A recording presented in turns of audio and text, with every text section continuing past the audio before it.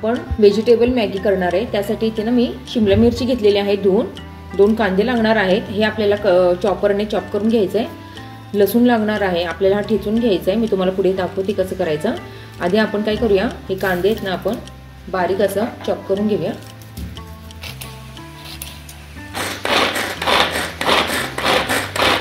Tomato पण इथे मी 3 घेतलेले आहेत, हे आता आपल्याला रफली चॉप करून घ्यायचं आहे। मी 1 कुडी छोटा लसूणच्या पाकळ्या घेतलेल्या आहे सोलून, आणि ते बेडगी लाल मिरची पावडर घेणार आहे। आता ह्याचा आपल्याला एक ठेचा बनवायचा आहे।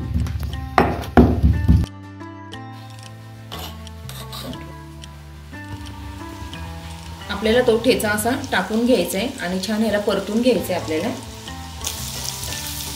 आता यामध्ये आपल्याला बारीक चॉप केलेला कांदा घालून घ्यायचा आहे, तो पण छान असा परतून घ्यायचा आहे मऊ पडेपर्यंत। जास्त भाज्या शिजवायची काही गरज नाहीये।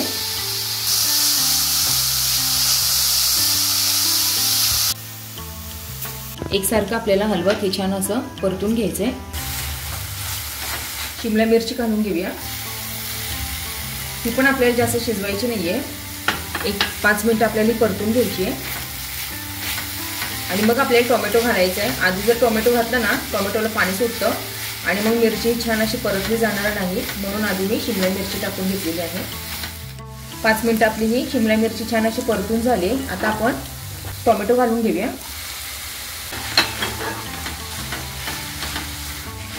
आज रविवार असल्यामुळे मुलांची फरमाईश होती मॅगी खायची, म्हणून आज मॅगी बनलेली आहे। पण एक व्हेज मॅगी मी केलेली आहे, थोडी हटकी आणि तेवढीच पौष्टिक। तुम्ही स्वीट कॉर्न किंवा कोबी, गाजर ॲड करू शकता। जितक्या भाज्या असतील तितक्या तुम्ही ॲड करा, म्हणजे भाजी पण जाते मॅगी बरोबर, मुलं भाजी पण खातात। टोमॅटो पण आपल्याला छान असा मऊ होईपर्यंत परतून घ्यायचा आहे। सर्व भाज्या 5-5 मिनिट आपल्याला परतून घ्यायच्या आहे। हे आता आपल्याला छान असं परतून घ्यायचं आहे। आता ह्यात मी केचप घालून घेते, 1 मोठा टेबलस्पून इथे मी केचप घातलाय। इथे मी थोडा पास्ता सॉस घालून घेतलेला आहे, तुमच्याकडे नसेल तर नाही घातला तरी पण चालेल, फक्त सॉस घातला किंवा तेही नाही घातलं तरी पण चालेल, अशी पण खूप छान लागते साधी केलेली मॅगी। यात आपल्याला ना थोडंसं पाणी घालून घ्यायचं आहे, छान आता आपल्याला मिक्स करून घ्यायची आहे। ही रेसिपी जर तुम्हाला आवडली असेल तर नक्की लाईक, शेअर आणि सबस्क्राईब करायला विसरू नका। तोपर्यंत हॅपी संडे।